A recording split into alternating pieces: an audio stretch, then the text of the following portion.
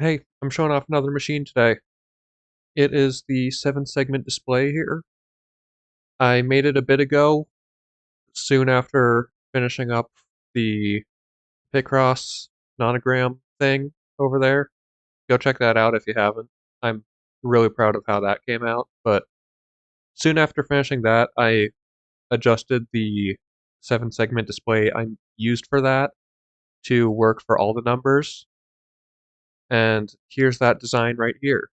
I've shown it off in a couple of videos. I've used it as an example in like the wiring video, but it's a bit of a mess, and I like how it came out, but it's not super understandable as it is. So I wanted to show it off a little, just kind of run it through a bit. And to help me with that, I set up a little explanation area here. I've split it into the lines here, but also I just like added this little graph to help understand what each of the lines mean, and this other graph as a visual aid that will come in handy later. First though, this one. This one's easy to understand, I feel.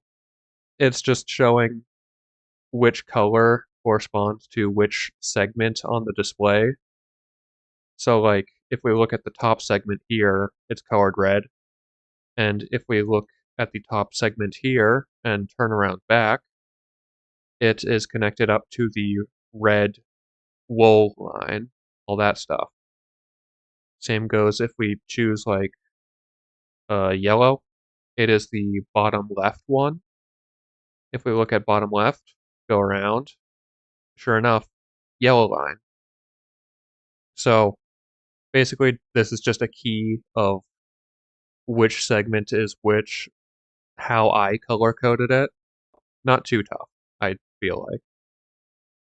This thing, a bit more to take in, but it's just a graph of which segments are active for any given number. So like, the numbers are displayed down here using snow layers, 0 on this side, 9 on this side. If we take 1 as an example, 1 snow layer, to represent the 1 display, we've got the blue and the purple wool in this 1 column. And if we look at this over here, if we turn on the blue and we turn on the purple, and we leave all of the rest of the segments off, that would give a 1. And it's like that for all of these digits. So like if we look at 8, all of them are on. If you turn on all of the segments, you get an 8. If you look at, you get the idea, hopefully. Anyway, that is those two graphs explained. So now I can move on to explaining how this thing actually works. First off, the black bit. Everything is built around the black bit because the black bit is a red coder. If you don't know what that is, basically it just takes in a signal strength and outputs a full power signal in a different place depending on what signal strength you put in. So you can see right now it's outputting over here. If I drop the signal strength a little, now it's outputting here. If I drop it one more, it's right on the line here. And if I just like raise it a bunch, now it's closer to that end. What's going on here is I'm using the red coder, and I'm basically just using that to tell me what number I'm supposed to be displaying. So like, if this bit is powered, I know I'm supposed to be displaying a 0. If this bit's powered, I know I'm supposed to be displaying a 1. If all the way over here is powered, I know that I'm supposed to be displaying a 9, and all the stuff in between. That way, I can take all of my wires, take power from individual like number slices, and hook them up to the display at the front. I feel like a great way to show this as in an example is with the red line, the first one that I built, and the first one in the rainbow order. As you can see here, this is the 0 slice, this is the 1 slice, and this is the 4 slice. 0 slice isn't touching it, I just used it as a point of reference.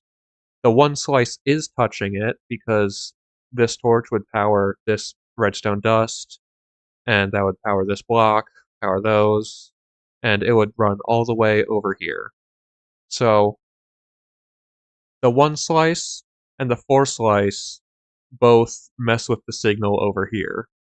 The segment is on by default, which means the 1 slice and the 4 slice turn off the segment. And if we take a look at the chart over here, we're focusing on the red slice, so all this down the bottom. If it's on by default, that means if we don't touch it at all of this is red. But since I'm turning it off at the 1 spot and the 4 spot, that means that matches exactly with what I need. On for 0, off for 1, on for 2, 3, off for 4, and then on for the rest. I built this line because I knew that I needed to match this set of outcomes, basically. A lot of that goes the same for the rest of this stuff, so I'm probably going to skip over a couple of these a fair amount. Orange wire, similar story. It is turned on by default and is turned off by the 1, 2, 3, and 7 slices here. You'll notice a few transparent blocks, the blocks of glass here.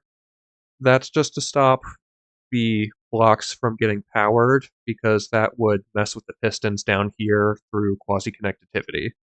And I do not want that because that would break things. And breaking things is bad. With the yellow line, it's actually the only of the segments that is turned off by default. So if I just like take away this lectern, this isn't receiving power, it's in its default state. This is turned off. All the rest are turned on by default, and then individual numbers turn the slices off if they need to. But for this one, the individual numbers turn the segment on. But I just did it that way because it seemed easy. You know, it's only 4 turning things on instead of having it turned on by default and having it to turn it off for 1, 2, 3, 4, 5, 6 of the digits. I just felt like 4 would be easier. So that's how I came to that decision. That's about all I've got to say there. So onto green. You'll notice a lot of red in this green line. That is because, looking at the chart again, green has significant overlap with red.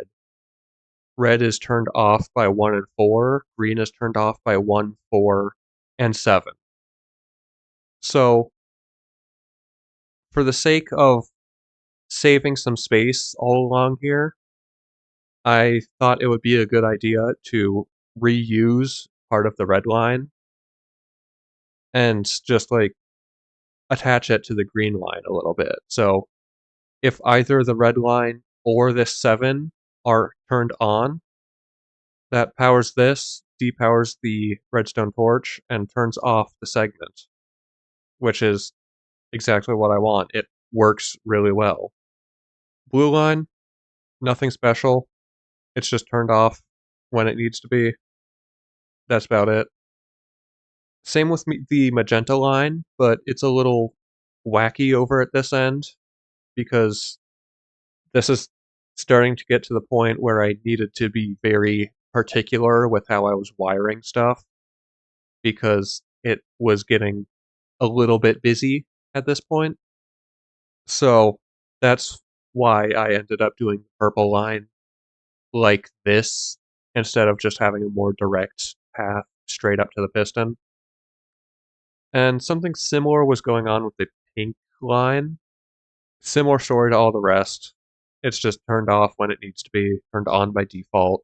But I used a lot of repeaters here just to make sure it's not being powered when it doesn't need to be. But it works pretty well. And I can't complain too much about it. That is all of the individual segment lines. One important feature that I built into this, though, is this white line, what I call the manual override. I call it that because for most positions, if you just like leave it whatever and turn on the manual override, it just completely blanks out the display. And I think this is a really good feature to have. I liked having it at least because it lets me do stuff like this where if I don't need a segment, I can just turn it off and it's not cluttering anything up anymore. And I did this by just, since most of these lines are turned on by default and all this stuff just turns it off whenever it needs to be turned off, I'm able to simply power the wires and that turns them off. So I'm just powering each individual wire in such a way that if the wire is powered by anything else, it won't go back into the white line and start screwing everything up. And it's a system that works well, as you probably just saw. If I swap it to like 9, swap it to 9. So it's displaying a 9 right now. And then I turn on the manual override. There we go. It's just completely blanked out now. Now, I'm proud of this system. It works well, and it does exactly what I need it to. But an important question to ask when you finish up with a machine or a creation with Redstone is, how can I make it better? And I came up with a few ways to make it better. One thing, the yellow as it is turned off by default. This is unfortunate because I can't force it to be off using the manual override. So if I swap this back to 8 and turn on the manual override, you'll notice that the yellow segment is still turned on because I have no way to force it to be off.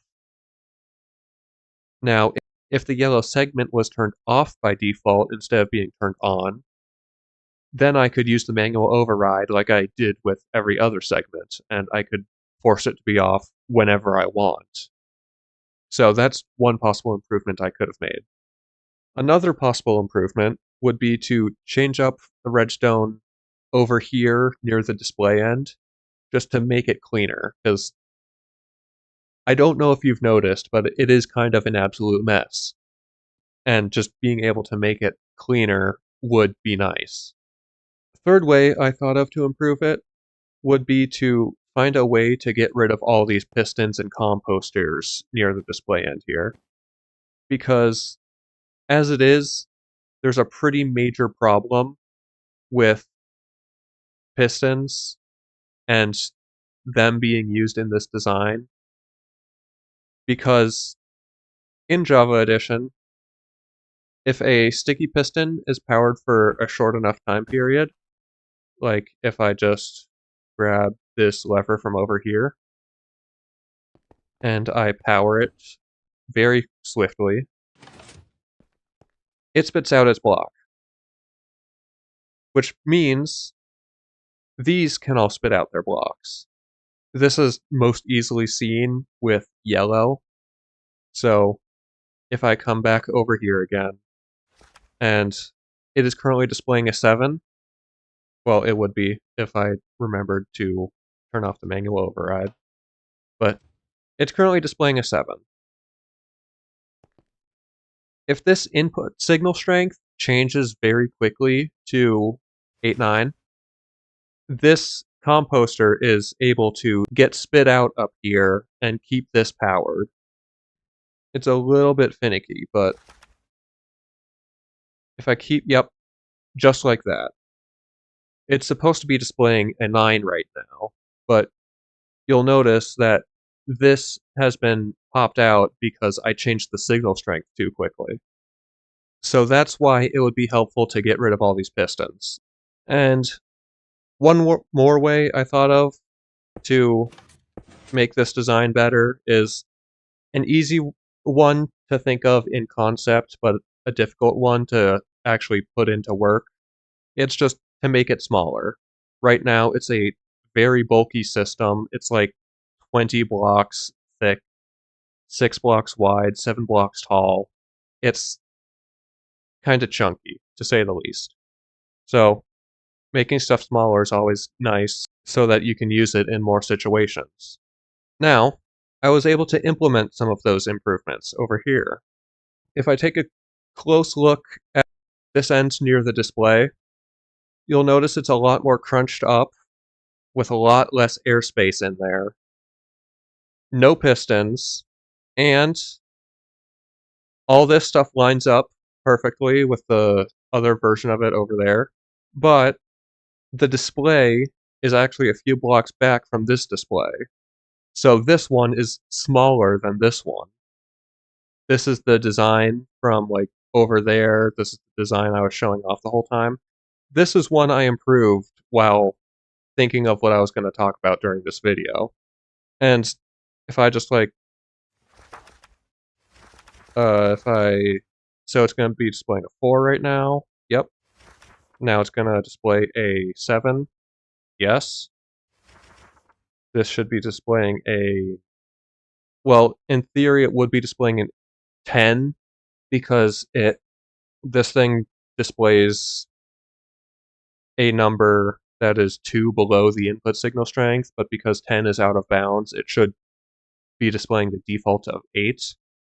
And it is, because I changed the yellow line to default to be turned on instead of turned off, which means if I turn on the manual override, which is now hooked up to the yellow line, I'm now able to blank. What the heck, man? Technical difficulties. Okay, I see what's going on. So, problem.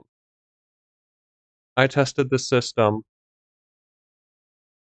with no signal strength instead of high signal strength.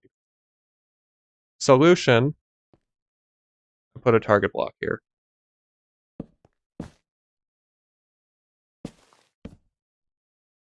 There we go. Problem solved. Now it blanks out all the time, like it's supposed to. Quick, on-the-fly redstone fixing. Hopefully you enjoyed it. But